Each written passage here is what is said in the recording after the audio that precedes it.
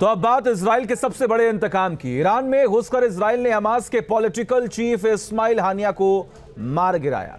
Tehran में इस्माइल हानिया को मारकर इजराइल ने हमास और ईरान को बड़ा पैगाम दे दिया। आखिर कैसे हुआ यह ऑपरेशन और कैसे इजराइल ने इस्माइल हानिया का काम तमाम कर दिया, देखिए रिपोर्ट।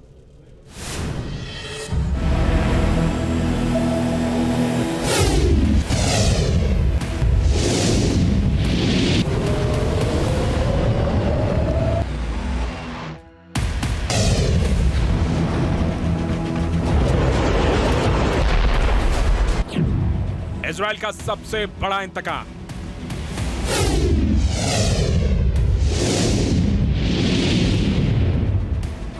जब आधी रात को कांप गया ईरान,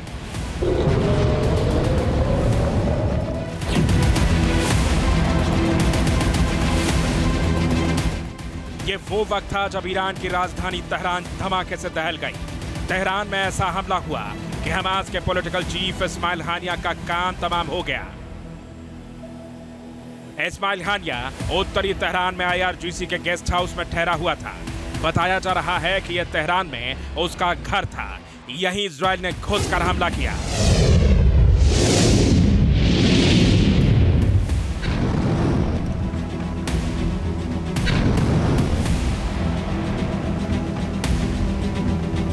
और इस्माइल हानिया को मार गिराया।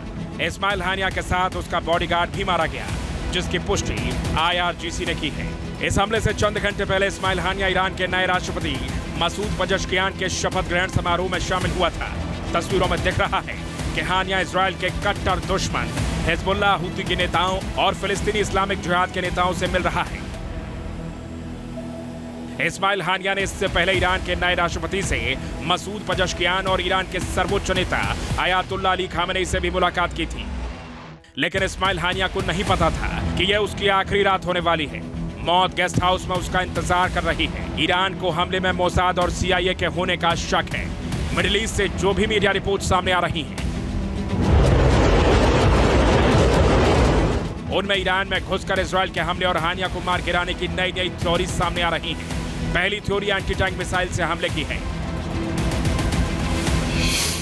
सूत्रों के मुताबिक मोसाद के एजेंट्स ने हमले को अंजाम दिया है।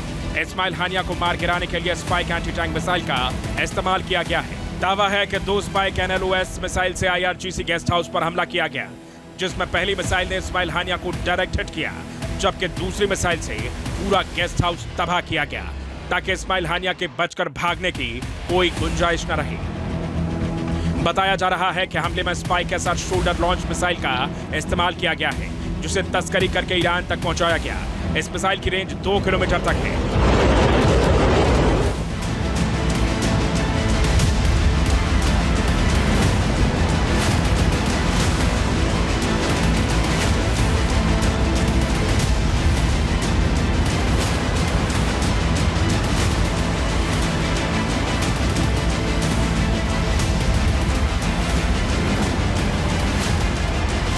यह भी खबर है कि जब मिसाइल हमला हुआ तो इस्माइल हानिया गेस्ट हाउस के सेकंड फ्लोर पर सो रहा था।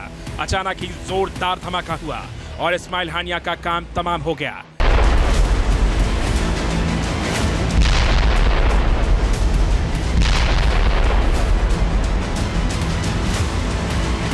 तेहरान में घुसकर इस्माइल हानिया को मार गिराने की दूसरी थ्योरी भी सामने आ रही है।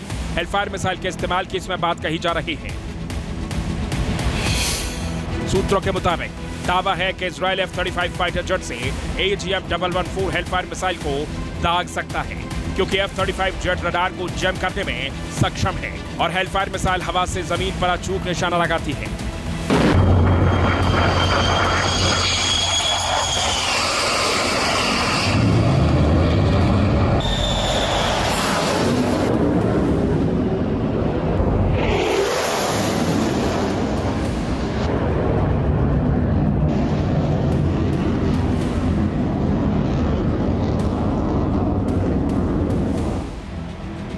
हेलफायर का दावा इसलिए भी किया जा रहा है क्योंकि अमेरिका ने इसी मिसाइल से अल-कायदा सरगना अल जवाहिरी और ईरानी कमांडर कासिम सुलेमानी को हमला करके मार गिराया था।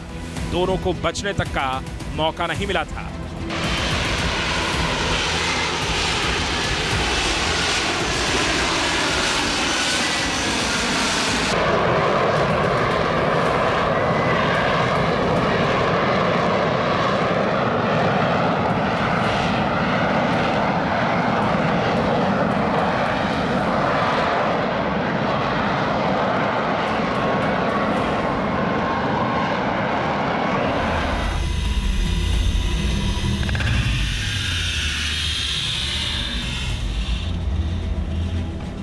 हाल ही में अमेरिका ने इजराइल को हथियारों का जो नया कंसाइनमेंट भी भेजा है, उसमें हेलफायर मिसाइलों का बड़ा जखीरा था। इजराइल ने अपाचे हेलीकॉप्टर और फाइटर जेट से हमास और हिजबुल्लाह पर इनका इस्तेमाल भी किया और भारी तबाही मचाई। ईरान यदि इजराइल के विरुद्ध कोई डायरेक्ट रिस्पॉन्स करता है तो ऐसे में ईरान को भारी क्षति उठानी पड़ सकती है और जो ईरान के जो न्यूक्लियर इंस्टॉलेशंस हैं, ईरान के जो अन्य एसेट्स हैं, वो भी किसी फुल फ्लेज्ड वॉर की स्थिति में उनको भारी नुकसान उठाना पड़ सकता है।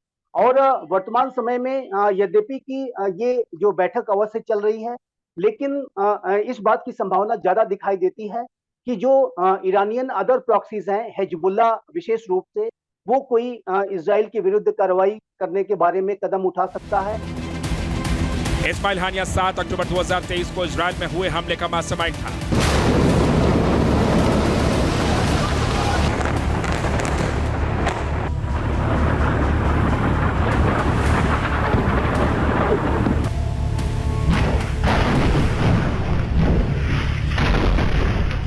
और उसी के इशारे पर हमास ने 240 इजरायली नागरिकों को बंधक बनाया था।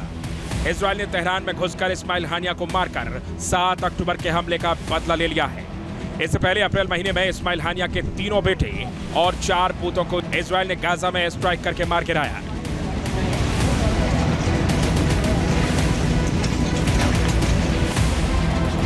इस्माइल हानिया की मौत पर हालांकि अभी तक खुलकर इजराइल समेत किसी ने भी कोई जिम्मेदारी नहीं ली है, लेकिन हानिया की मौत से ईरान बौखलाया हुआ है। ईरान के सुप्रीम लीडर के आवास पर ईरान की सुप्रीम नेशनल सिक्योरिटी काउंसिल की आपात बैठक हुई है। वहीं हमास, हिजबुल्लाह और हूती ने भी इजराइल से बदला लेने की धमकी दी है, जिससे भयंकर जंग छिड़ने के आसार हैं। ज्यादा बड़ी बात यह है कि ये एक तरीके से इजराइल को एज देता है पूरी दुनिया में, और स्पेशली वो यूएस को, जिसको वो इस समय कन्विंस करने की कोशिश कर रहा है कि इस लड़ाई में आप अपना पॉलिटिकल एंगल मत डालिए, हमें ये लड़ाई लड़नी है और इसे तभी खत्म किया जा सकता है जब हमास का गाजा से फिनिश होगा और इसकी जो so called military political leadership है उसे खत्म किया जाएगा। ईरान और आतंकी संगठनों की धमकी के बाद इजराइल अब एक्शन में है। दुश्मन का किसी भी हिमाकत का करारा जवाब देने के लिए इजराइल डिफेंस फोर्स के साथ टैंक डिफेंस सिस्टम, रॉकेट, खतरनाक मिसाइल के साथ किलर ड्रोन भी तैयार है। इजराइल में हाई अलर्ट जारी कर सभी उड़ानों को रद्द कर दिया गया है। तेल अवीव और हाइफा को नो फ्लाइंग जोन घोषित किया गया है। Team news nation. News nation अब व्हाट्सएप पर खबरों की ताजा अपडेट के लिए न्यूज नेशन के इस क्यूआर कोड को स्कैन करें।